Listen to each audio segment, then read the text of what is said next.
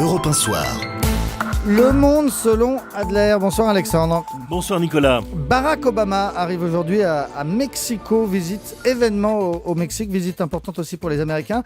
Parmi les sujets qui fâchent entre les deux pays, il y a l'immigration et la drogue. Effectivement, ce sont les deux sujets qui sont à l'ordre du jour. Aucun n'est facile.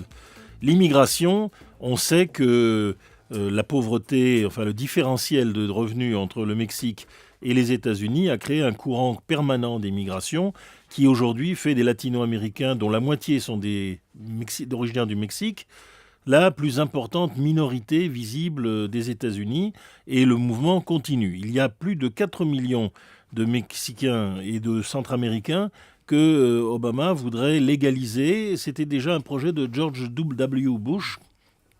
Et il se heurte évidemment à un lobby anti-immigration au Congrès, particulièrement fort dans l'État de l'Arizona.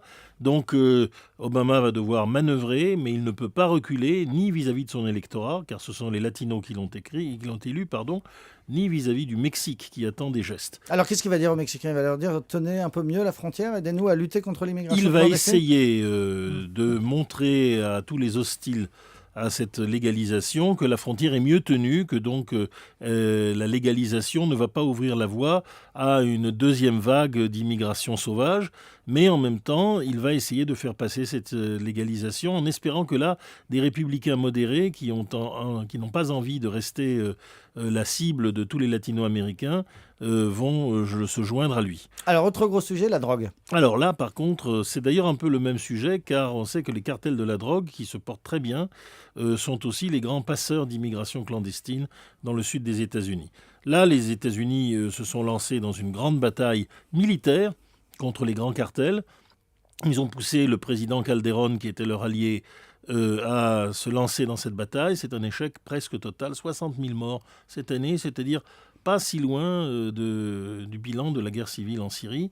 Alors ceci, en même temps, à côté d'un pays qui est en forte croissance, le Mexique, et qui a des avantages. Donc Peña Nieto, qui représente l'ancien parti révolutionnaire institutionnel, c'est comme ça que ça s'appelle, arrive avec un projet simple, se dégager de l'emprise américaine, y compris des officiels américains qui sont placés dans tous les ministères mexicains, arrêter l'offensive contre les cartels, revenir à des positions plus classiques de pénétration et de développer une gendarmerie, mais en fait, évidemment, accorder un cessez-le-feu. Beaucoup de Mexicains sont d'accord, et surtout, ce que disent tout haut un certain nombre d'éditorialistes, c'est qu'on ne peut absolument pas traiter de ce problème des cartels, qui sont effectivement une chose qui ravage le Mexique, si l'Amérique continue à consommer à ce rythme absolument toutes les drogues. Et donc, oui, parce que les Mexicains disent aux Américains, nous on a les trafiquants et on a la drogue, mais vous avez les consommateurs. Voilà, vous avez les consommateurs, et en plus nous avons les armes qui viennent en contrebande des États-Unis, où les armes sont en vente libre. Alors en fait, effectivement, les Mexicains ont un argument fort. Obama aura toutes les peines du monde à leur répondre, même si on va trouver un compromis à peu près qui sauve la face des deux présidents. Mais la vérité, c'est à Obama maintenant de se tourner vers le peuple américain et de dire voilà, moi j'ai demandé une législation sur les armes, on m'a battu au Congrès, il faut une législation sur les armes beaucoup plus contraignante, il faut sans doute aussi des mesures beaucoup plus contraignantes contre la consommation de drogue. Si l'Amérique n'arrête pas de consommer de la drogue à ce niveau, il ne faut pas espérer ni que le Mexique ni que l'Amérique centrale soient pacifiés. Ils seront absolument entraînés dans cette véritable maladie sociale.